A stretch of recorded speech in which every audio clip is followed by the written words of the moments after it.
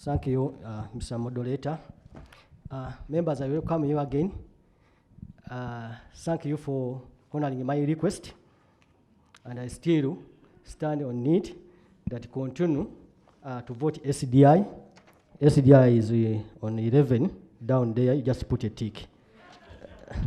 Never know what will come out. Yes. Basically, I'm just going to make a summary. The other side we are a bit fast. But SDI is Sustainable Development Initiatives found at Kalangala. Kalangala is one of the districts that are namely to be hard to reach areas. We are in center of water, Lake Victoria, and it is 95.2% water-based district. So the land, it is just 4.8. Those are what called the landing sites. So to cross from one island to another, you have to use a boat. So for us, our language here will be boat. Yeah. Population, we are targeting general fisher folks. We have adolescents, younger girls, younger women, and boys who are sexually active, female sex workers, people who inject in drugs. Why this population? This is a highly risky population. As you know, let's talk of the sex worker. Sex worker, people, I don't know how you define it, but to me, I define it that any person here does sex work. You may ask me how. You go home, you find the father has second baby children from another woman. You go home, you find a mother has children from another what? Another man. What is that? Those are outcomes of sex work. Now, you know very well that the law of Uganda does not recognize sex work. And we still have that challenge. But people play sex in fear, people play sex in hide. So as SDI, what did we say? We said that no, everybody has to be brought on board, has to access health service quality, regardless of the work, the nature of work they are doing. That's why when you look down on those photographs, we are able to move even to the lodges where these people are hiding or they are doing their work. We sensitize them on preventive methods. Also, we have this system of live dispatch, protected dispatch. So we say that no, we have to go to everybody. You find that these people injecting drugs, they are there in the bush. They are not, all of these programs, when they come, for example, they don't appear. So we say that for us, we shall look to all those people wherever they are. You know, character of fisher folks, they are ever moving from one land side to another, looking for what? For fish. So that was our approach. But we used it to use integrated health outreaches. So we transferred the OPD, the work that could be done at the health facility when you go there, to the community. So all the services, except the major ones that need laboratory tests, like for TB, we are used to collect samples. We take them to Center 3 for microscopy. Then those that need gene expert, we transport them to Kalanga Health Center 4. Even we had to do viral load sample collection. Viral load sample collection also could take off samples in the community. Then we communicate results back when they come back for viral load monitoring. But on the viral load, we still have a challenge that I think I'll talk it when after even others have presented. For non-suppression, there's still a challenge. Otherwise, that was all I had to tell you. So Healthy Entrepreneurs is an organization in Uganda. We are a private partner that complements the national healthcare system through community-based interventions. So we work with VHTs. VHTs are village health teams. We do supply them with medicines and health products that they can, after supplying them, that they can sell to their communities or to their neighbors in the village. So we work in different districts in Uganda. My presentation is a bit long, so I want to go through the whole of it in the 5 minutes. But we do work in different districts in Uganda.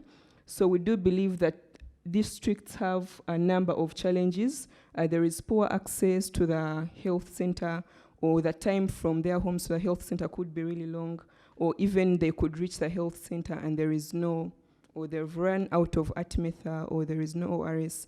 So we do believe that if we do go to the VHTs, deep down in their villages, give these products to them on a regular basis, which we do on a monthly basis, in such a way we do complement the healthcare system that is already existing, because a patient would, for example, spend less time to go to a VHT who is their neighbor than go to a health center which is maybe 3 miles away or 5 miles away. So that is basically our model. We do work from Kampala, but we are able to reach the end customer through an entrepreneur who is a VHT. So the VHTs, we do train them to do a business. It's actually a business model.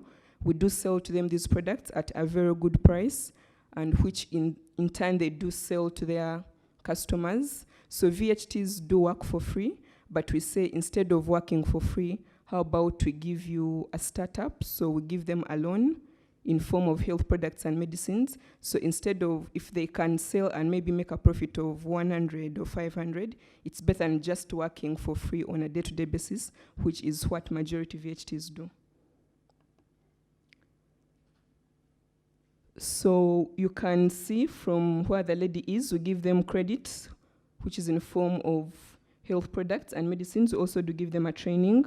We also do give them a phone or a tablet, which has applications where they can refer. So there is a health application and an application talking about medicines, where they can always refer to for more information. And they also do use the tablet to teach their community members. We also think it's an interesting way of marketing, because it's really interesting if one has a tablet and they get a group of people and start teaching them. So we help them to find a way of engaging the community. And then the end result is, if they can do this over the time, then they can increase their income. They should be able to save or even pay off a child's school fees, or maybe buy a goat or a pig and rear it. So somehow we improve they use it to improve their income. So this is pretty much what I've talked about. So we do make sure that we visit them on a monthly basis. They are normally clustered per sub-county, so each and every month we go to them, give them more training, talk about challenges, talk about how the program has benefited them or how they've benefited. And we do that to keep them motivated in the program. So what we give them, the products and the health products and the medicines are in these categories, as you can see. There's things for personal, and then the pharmaceuticals, sexual health and reproductive health, nutrition, they're all there. So these are some of the topics that we do train them about during the training. And then we do believe that over the time, their knowledge is increasing. When you train them on the start, on where you see, it means a cluster meeting on a monthly basis. Where you see a queue, it means every 3 months, we do a general training, maybe per district, a general refresher training. So we do believe that over the period of time, their knowledge will keep increasing.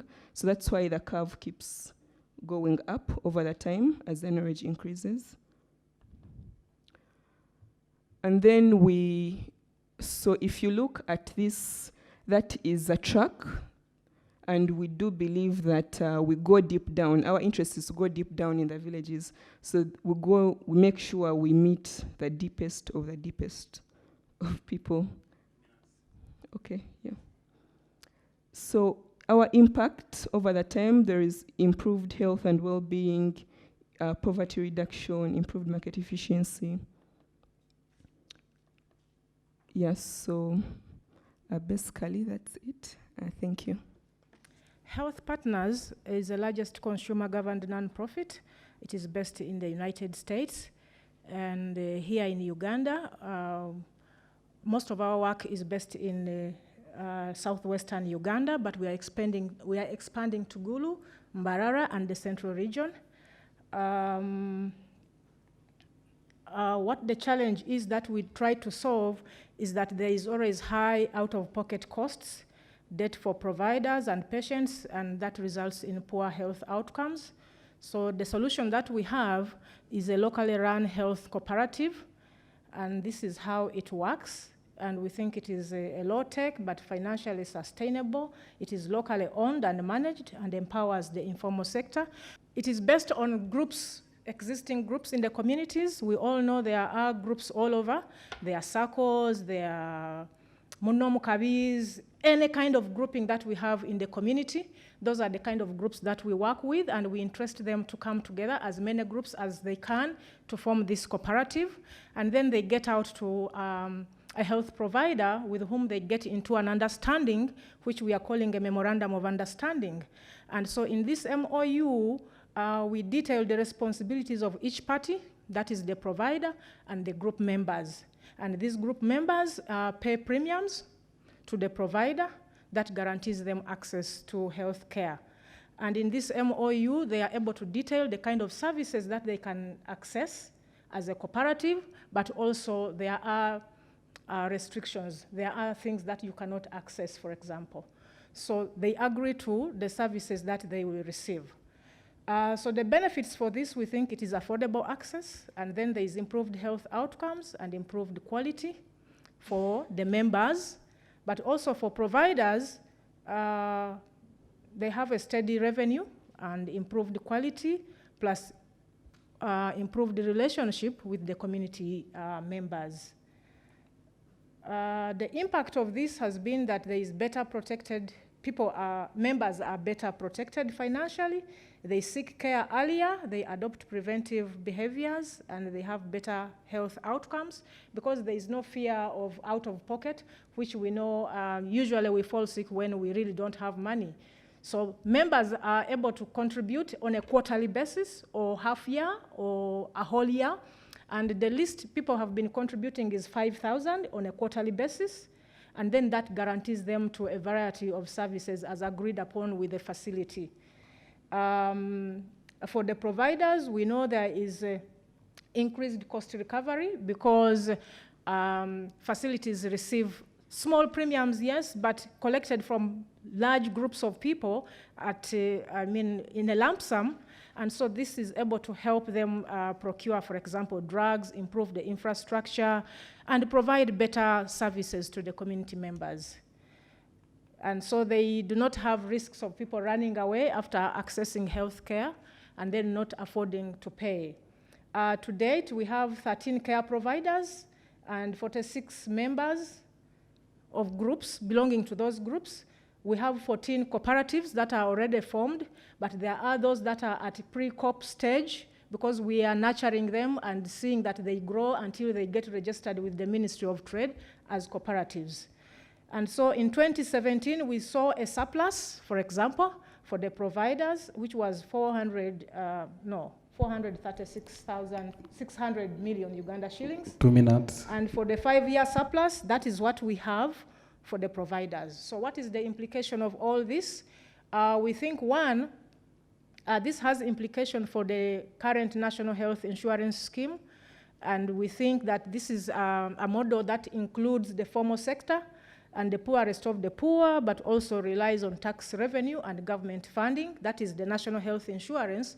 But for this cooperative model, it empowers the informal sector, it is low-tech, and it's locally owned and managed by group members and facilities, and it drives quality, but also improves health outcomes for members. Thank you very much.